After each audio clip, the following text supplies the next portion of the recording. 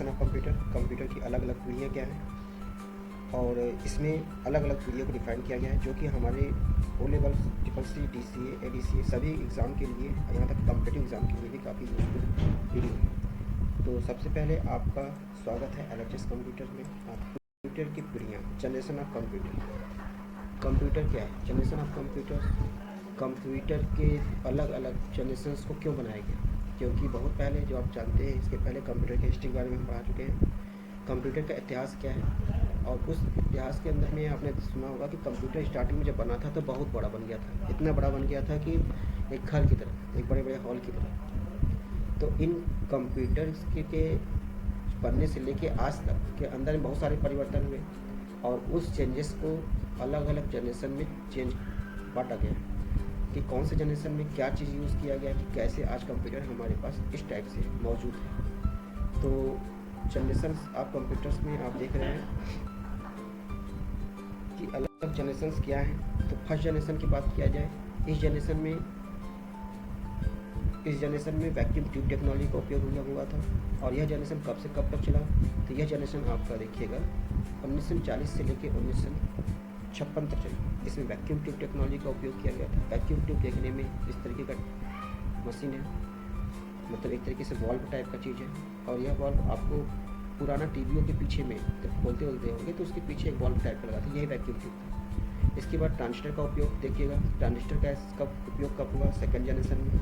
इसमें कंप्यूटर जो बहुत बड़ा होने की वजह से इसको छोटा करने की कोशिश में इसमें ट्रांजिस्टर का उपयोग किया। जो ट्रांजिस्टर का यूज 1946 में बन के तैयार हुआ था, और इसका उपयोग हम कंप्यूटर में 1956 से लेकर 1963 के समय में किए, इसको ट्रांजिस्टर टेक्नोलॉजी बोलते हैं। ट्रांजिस्टर टेक्नोलॉजी थर्ड जनरेशन में कौन सा ट्रांजिस्टर टेक्नोलॉजी यूज़ किया गया? तो थर्ड जनरेशन में IC इंटीग्रेटेड सर्किट का उपयोग किया गया। यह 1964 से लेकर 1971 का सन माना जाता है। IC आप देखिएगा तो इस तरीके का एक IC आपको मिल जाएगी। IC देखिएगा तो ये IC है, ये IC इस तरीके का अगर चिप का यूज़ करेंगे तो हमारा कंप्यूटर, जाहिर सी बात है, जो घर से है, घर कितना बड़ा था वो धीरे धीरे छोटा ही होता जाएगा, और ये IC की लगने से कंप्यूटर और छोटा हुआ।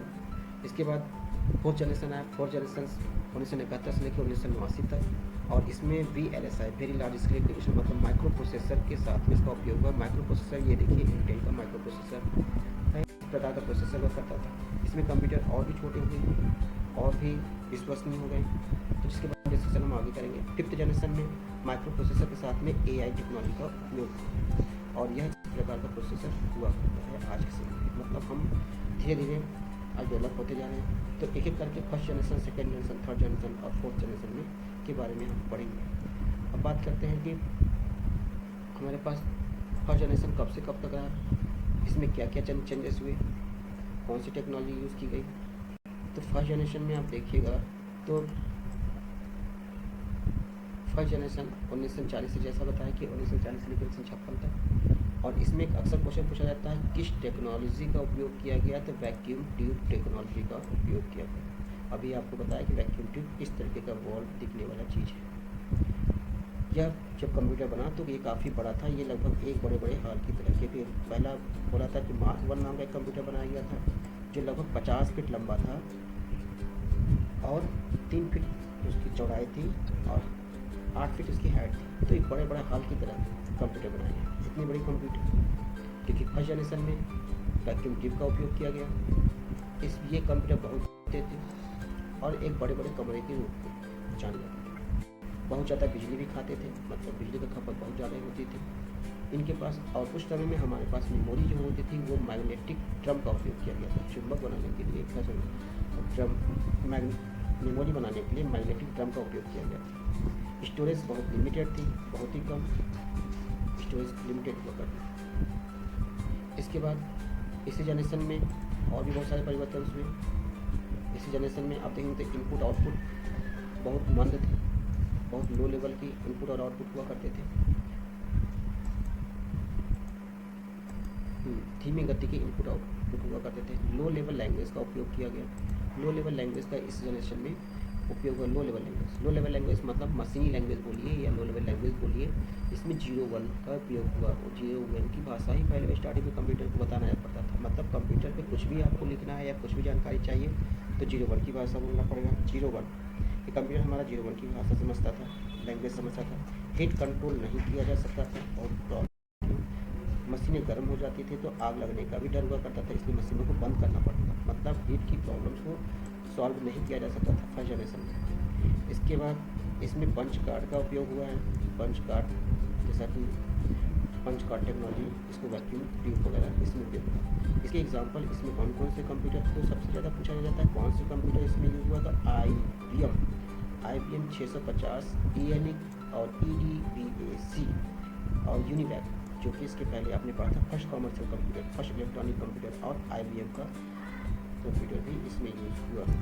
तो इस तरीके से क्वेश्चन पूछे जाते हैं। अब हम बात करते हैं सेकेंड जनरेशन। सेकेंड जनरेशन में कौन सी टेक्नोलॉजी उपयोग की गई? तो सेकेंड जनरेशन में हमारा सेकेंड जनरेशन क्योंकि धीरे धीरे कंप्यूटर और भी अच्छा होने लगा, तो सेकेंड जनरेशन जो हुआ 56 से लेके 63, मतलब 1956 से लेकर 1963, लगभग 6 से 7 साल का ये जनरेशन रहा। ज़्यादा बड़ा जनरेशन नहीं रहा, लेकिन इस जनरेशन में ट्रांजिस्टर का उपयोग है। ट्रांजिस्टर देखने में कैसा था? तो ट्रांजिस्टर देखिएगा तो आपको इस तरीके के ट्रांजिस्टर दिखाई देता है। अब ये चिप लगा हुआ तो वैक्यूम ट्यूब से काफ़ी छोटा था, तो इसलिए कंप्यूटर उस समय में सेकेंड जनरेशन में थोड़ा छोटे बने इस तरीके के। ठीक है, इस तरह के कंप्यूटर इनके साथ में ये यहाँ पे स्टोरेज करने के लिए जगह हुआ करते थे। मतलब अकेले ये तब भी थोड़ा छोटा हो गया, जो 50-50 फीट के होते थे ये थोड़ा छोटे हो गए, है ना। इस घरों में देखिए रखा हुआ है। तो इस प्रकार से कंप्यूटर का बना। इसमें ट्रांजिस्टर का उपयोग हुआ। मेमोरी क्या थी? मैग्नेटिक ड्रम फर्स्ट जनरेशन में यूज़ हुआ था और यहाँ पर मैग्नेटिक कोर का उपयोग किया गया। मुख्य भंडार क्षमता में थोड़ी वृद्धि हो गई, मतलब स्टोरेज थोड़ा सा बढ़ गए। फास्ट इनपुट आउटपुट हो गए। इस इनपुट आउटपुट थोड़ा फास्ट, मतलब बिलीव करने लायक हो गए, थोड़ा तेज हो गए फर्स्ट जनरेशन कंपेयर में। अब थोड़ा सा इनपुट करते हैं तो आउटपुट जल्दी आ जाता है।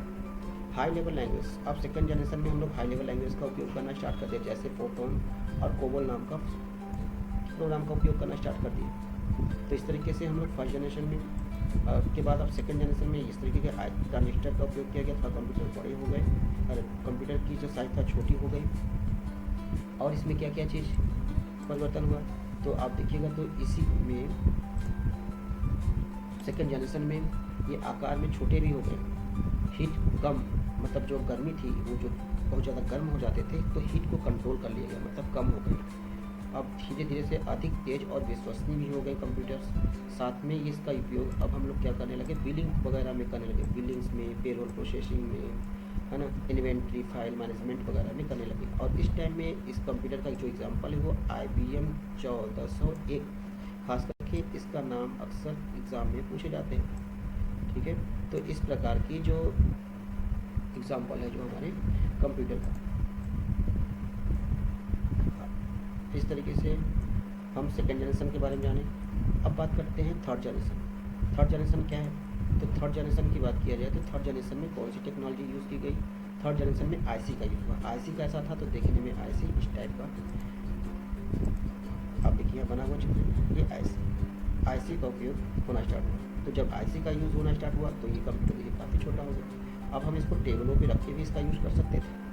ठीक है, IC का उपयोग होना स्टार्ट हुआ तो टेबलों पे रख के इसको यूज़ कर सकते थे, बट इसका CPU जो होता था वो ये पीछे आपको दिखाई दे रहा है, मतलब एक तरीके से बड़ा, तब भी स्टोरेज कम हो, जो बड़े बड़े घर की तरह था छोटे छोटे अलमारियों की तरह दिखाई देने लगा। तो इस तरीके से थर्ड जनरेशन में IC का यूज़ हुआ। और कंप्यूटर का ये जो सन रहा 1964 से लेकर 1971 माना जाता है। इन जनरेशन के अंदर में इन जनरेशन में इंटीग्रेटेड सर्किट का उपयोग होना स्टार्ट हुआ।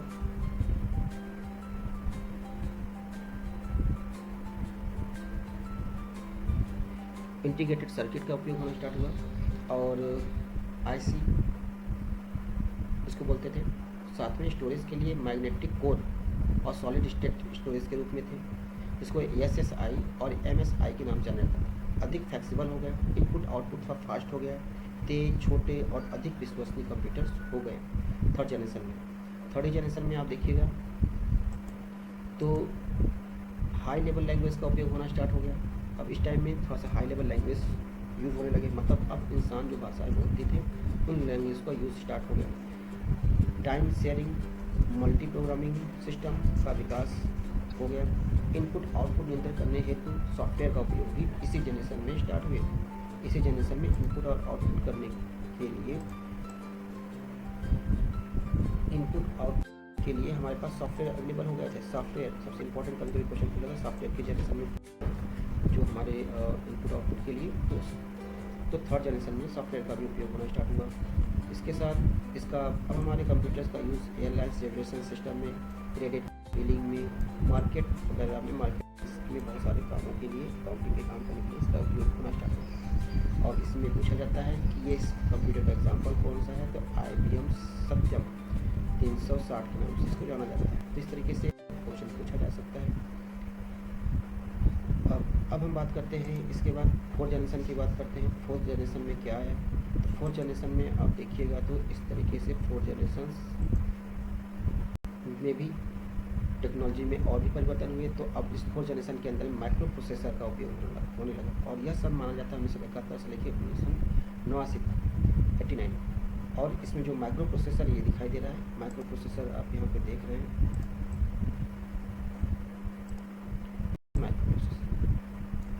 आज के कंप्यूटर्स में लगभग माइक्रो प्रोसेसर इसी तरीके से होते हैं, लेकिन थोड़ा सा वो उसके साथ एक AI टेक्नोलॉजी का उपयोग है।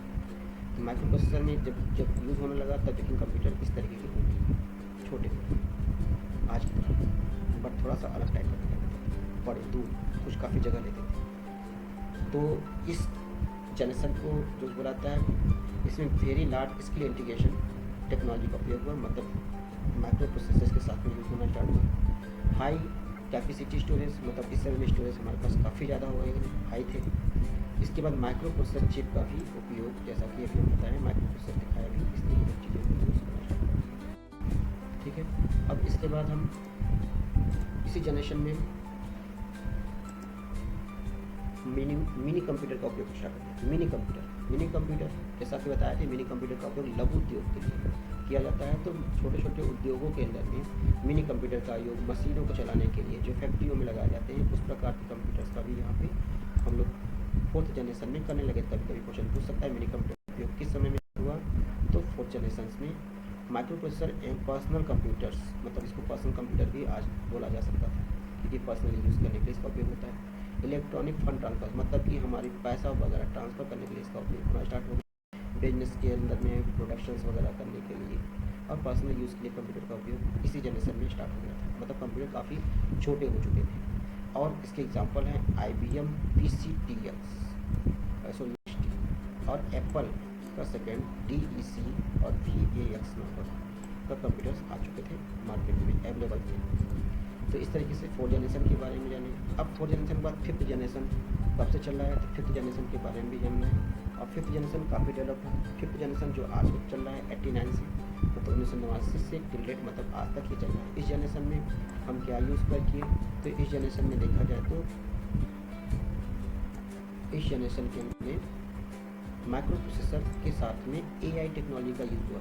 AI जो कि आज काफ़ी ज़्यादा AI का यूज़ हो रहा है। तो इस टेक्नोलॉजी का यूज़ होना स्टार्ट हुआ है। आज देखिए कंप्यूटर काफ़ी बड़े सुपर कंप्यूटर डिजिटल टाइप से होते हैं।